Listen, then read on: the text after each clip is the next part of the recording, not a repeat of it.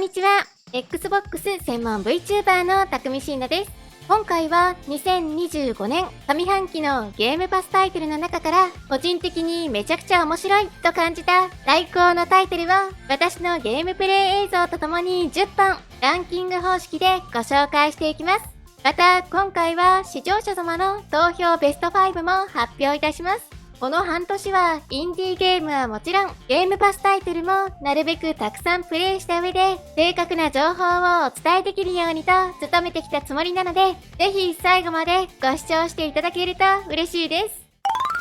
まず第10位はこちら。ロストインランダムザ・エターナルダイ。2021年にリリースされたロストインランダムはストーリー重視のアクションアドベンチャーゲームでしたが、今回はランダム生成のダンジョンを攻略していくテンポのいいローグライトになりました。めちゃくちゃゲーム性が変わりましたね。とにかくサクサクと進めることができるのと、ダイスを利用した攻撃や同じ色の宝物を3つ揃えると強化できるシステムなども分かりやすくて楽しかったです。最初は難しく感じるかもしれませんが、自身を強化できるペースがかなり早く設計されているので、比較的遊びやすい作りになっています。クリアまでのボリュームは非常に短いですが、その分気軽に遊べると感じました。長時間楽しみたいという方には不向きですが、サクッとローグライトを楽しみたいという方にはおすすめできる作品です。私のお気に入り武器は槍でした。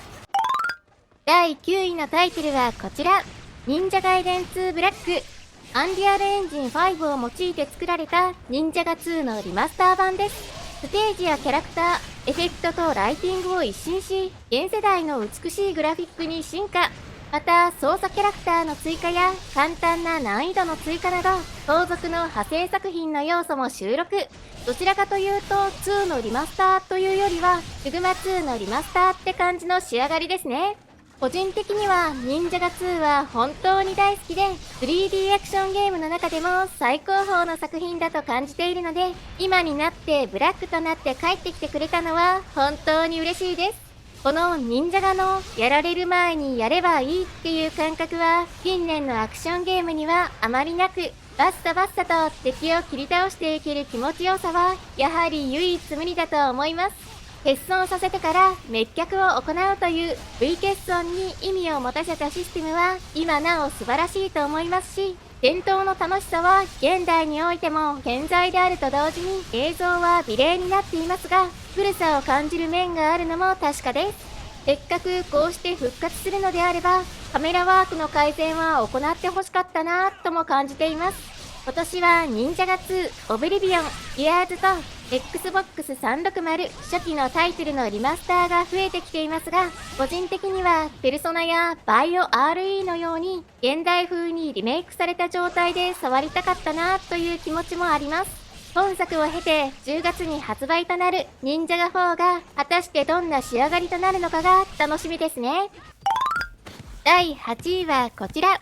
リマッチ。ピフの開発スタジオが手掛けるチーム対戦サッカーゲームです。いやー、リマッチ面白いですね。スポーツゲーム、そこまで多く遊ばない私でも夢中になっています。コート全体が壁に覆われていて、ラインがなく、反則もないので、とにかく敵からボールを奪ってゴールに入れればいいっていう単純なルールなのがいいですし、ゲーム展開も早いです。選手のステータスや必殺技、アイテムとかも一切なくて、かなり硬派な感じなんだけど、自身の腕やチームワークでうまく勝利できるとめっちゃ気持ちいいんですよね。ただ今作気になる点も多く、3対3や4対4、5対5と3つのルールがあるけど、マッチングが各々分かれてしまっているという点や、報酬の少なさ、そしてコンテンツ不足も目立ちます。ゲームシステムは非常によくできているので、今後どのようなアップデートが行われていくかによって分ける作品な気がします。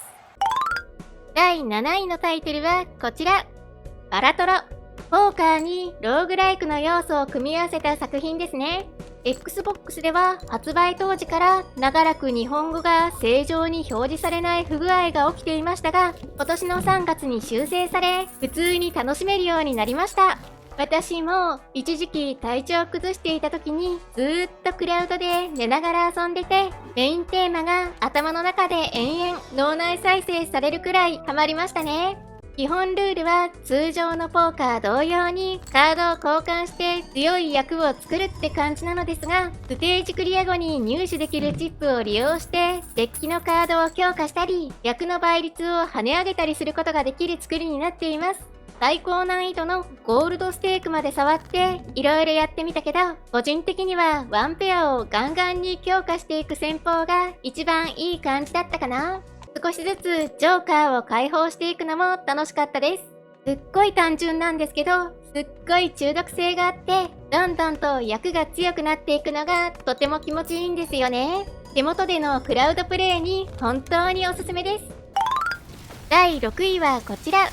ルーム・ザ・ダーク・エイジス。2016年に発売されたリブート版ルームの前日譚となる一人用の FPS です。パッと見はいつも通りのドゥームに見えながら、中身は随分と変えてきたなという印象を受けましたね。特に前作となるドゥームエターナルではアスレチックが多くて、まさしく縦横無尽に飛び回りながら戦うゲームって感じだったのですが、今回のザ・ダークエイジスではしっかりと地面に足をつけ、どしどしと歩きながら探索をしたり戦ったりするような感じになりました。個人的には手元が忙しくって激しく動くエターナルの方が好みではありましたが、より万人に進めやすい作品になったなという印象も受けましたね。パリーもできちゃう新武器のシールドの存在もいい感じだと思います。あとは自身の火力をめっちゃ上げたり、敵からのダメージを減らしたり、ゲームスピードそのものを速くしたり遅くしたりなど、難易度をものすごく細かく設定できるようになったのは素晴らしいポイントだと感じました。自由な難易度調整によって誰にでもおすすめしやすくなった一方で、収集物探しに何度もマップを開く作業はテンポが悪くなる上に、取り逃してしまった際のやり直しが面倒で、そのあたりが快適だとなお良かったなぁとも感じますね。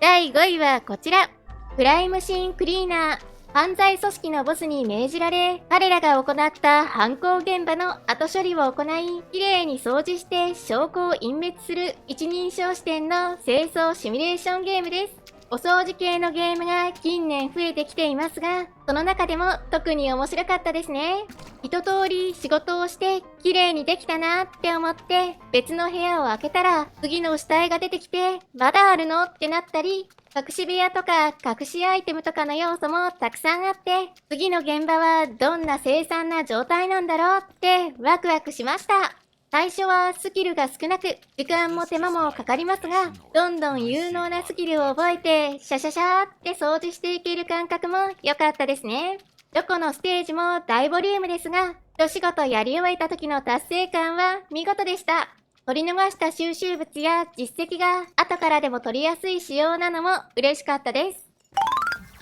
第4位はこちら。クラッシュバンディクー4とんでもマルチバース。2020年に発売されたクラッシュナンバリングタイトルの最新作です。5年前のタイトルなんですけど、今遊んでもやっぱりめちゃくちゃクオリティが高いですし、あまり触っている方を見かけないので、ぜひ多くの方に遊んでみてほしいという意味も含めて、今回この順位に選ばせていただきました。個人的には現時点でゲームパスで遊べる 3D アクションゲームの中でもトップクラスの完成度を誇る傑作だと思っています。4K60fps に対応していて、映像は美しいですし、操作性も非常に良好で気持ちよく操作することができる上に、ボリュームも凄まじいです。本作はマリオやドンキーなどのような比較的オーソドックスなステージクリア性のアクションゲームでありながら、とにかく難易度がものすごく高いのが特徴となっていて、シンプルにもかかわらず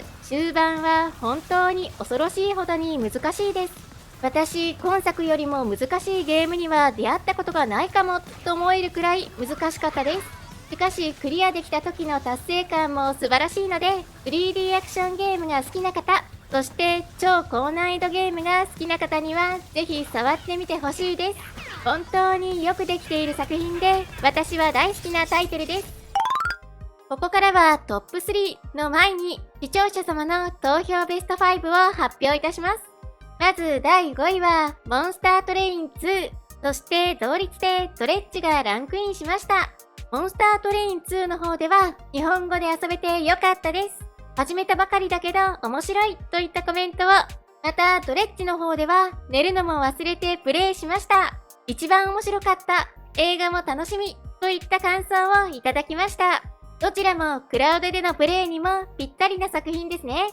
そして第4位は Doom The Dark Ages。どんどん敵を倒しまくるのが爽快。Doom 初めて遊んだけど思ってたよりわかりやすくて楽しかったというコメントをいただきました。続いて第3位はメタファー・ディファンタジオ。あっという間にクリアした。アトラス作品が好きなのでかなり刺さりました。毎日定時ダッシュしてやり込んでいます。やっとクリアしたのでこれから2周目をやり込むつもりです。などの感想をいただきました。ゲームパス対応してから日が浅いですが、熱中して遊ばれている方が多くいましたね。そして第2位はオルターズ。まだ序盤ですが、良作の匂いがプンプンする。ぶっちぎりでオルターズ。推しはサイエンティスト。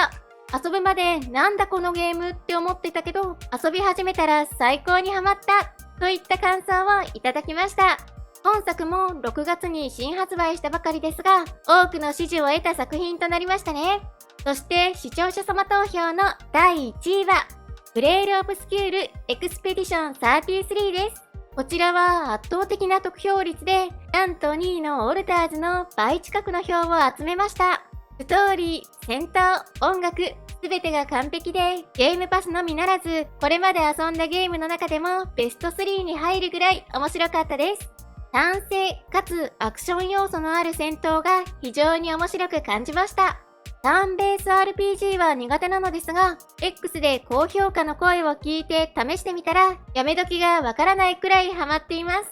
JRPG のいろんないいとこを採用しつつ、うまくまとめ上げ、フランスらしい芸術的な世界観に、パリーカウンターや爽快でかっこいい技、エフェクトもカメラワークも良くて、見事にハマりました。UI がちょっとだけ残念だったり、細かいことを言えば色々ありますが、個人的にはゲームオブザイヤーを取ってもおかしくないくらい面白かったです。などなど、熱意のあるコメントもたくさんいただきました。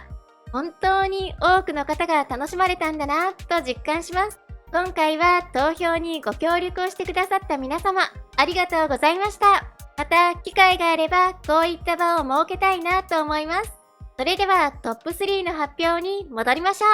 第3位はこちら。メタファー・ディファンタジオ。ペルソナ5に携わった開発チームが手掛けているアトラスブランド35周年タイトルとして作られた RPG ですね。本作に関しては私、ご紹介を行うにあたってなるべくプレイしなきゃなーって思って他のゲームを遊びながら触っていたんですけど、全然終わりが見えなくて、現状50時間プレイして、まだおそらく中盤ぐらいな感じです。本当にボリュームが凄まじいという点と、やっぱりいつもの単性のコマンド戦闘だけじゃなく、フィールドでのアクションバトルを取り入れているのが嬉しいですね。すごく経験値稼ぎがしやすくて遊びやすいです。基本システムは全体的にペルソナを踏襲していて、非常に丁寧に作られていると感じますし、戦闘 BGM も普段ずっと聴きながら生活しているくらい気に入っています。まだ絶賛プレイ中なので、年末までには完全攻略してお話ししたいなと思います。そして第2位はこちらのタイトル。グレイル・オブスキュール・エクスペディション33。JRPG から影響を受けて作られたストーリー主導型の RPG ですね。近頃 JRPG から影響を受けて作られた海外の RPG っていう作品が増えてきていますが、その中でもダントツで本当にちゃんと JRPG の姿をしているって感じられた作品です。ストーリー展開とかシステム周りとかもすっごいちゃんと JRPG していて、なんなら近年の JRPG のクオリティ超えてきてるよねとも思えるくらい完成度が高かったです。まずやっぱり導入のストーリーの見せ方がものすごくうまいなと感じましたし、世界観も素晴らしく、その世界を彩る BGM も恐ろしいほどに豪華で見事な曲ばかりでしたね。クリアしてすぐに2周目を遊びたくなった RPG は久しぶりでした。従来の単性の戦闘にリアルタイムの要素を加えた今作のリアクティブ単性バトルは非常に没入感が高く、見ている分にも派手で気持ちのいい戦闘を楽しむことができました。不満点としてはやっぱりミニマップがないってところかな。ダンジョンの探索中に迷子になってうろうろしてたら入り口まで戻ってきちゃってたってことが何度かありました。ちなみに6月に行われたアップデートではストーリーモードの難易度が大幅に下がり、パリーと回避の入力受付時間がこれまでよりもさらに増えて遊びやすくなっているので、パリーは苦手という方にもぜひ触れてみてほしいと思います。そして第1位の発表です。第1位は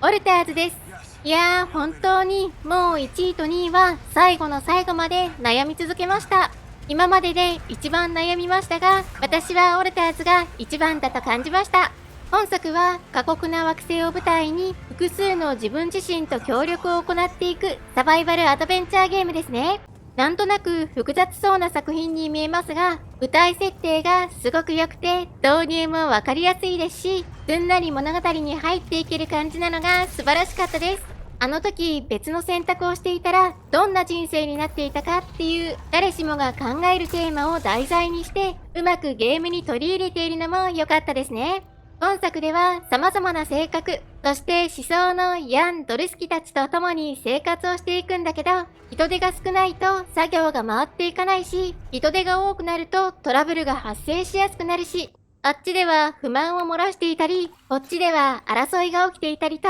まさしく人間関係も含めてうまく管理をしていくって感じの作品でした。主人公のヤンよりも成功している人生があれば失敗している人生もあって、時にはイラッとすることもあるんだけど、最終的にはどのヤンに対してもすごく愛着が湧きましたね。どんな結末になるんだろうと先が気になって寝る間も惜しんで最後まで一気に遊んじゃいました。ただ全く問題点のない完璧な作品ですとも言いづらく、一部日本語訳がされていない場面があったのと、クリアまでに数回プレイ中に強制終了してしまいました。今後のアップデートでそのあたりの問題が修正されればなとも感じています。それでも記憶に残る素晴らしい体験ができた作品でした。ということで今回は2025年上半期のゲームパスタイトルベスト10をご紹介しました。また別の動画では私がプレイした400タイトルから選ぶ2025年上半期に Xbox で新発売されたインディーゲームのベスト10も発表しています。こちらも非常に素晴らしい作品ばかりでしたので、ぜひご視聴していただけると嬉しいです。私のチャンネルでは今後も Xbox の最新情報や製品紹介、レビューを行っていきます。よかったらチャンネル登録と高評価していただけるとすごく嬉しいです。X の方でも情報発信しているのでフォローしてね。それではまた次回の動画でお会いしましょう。またねー。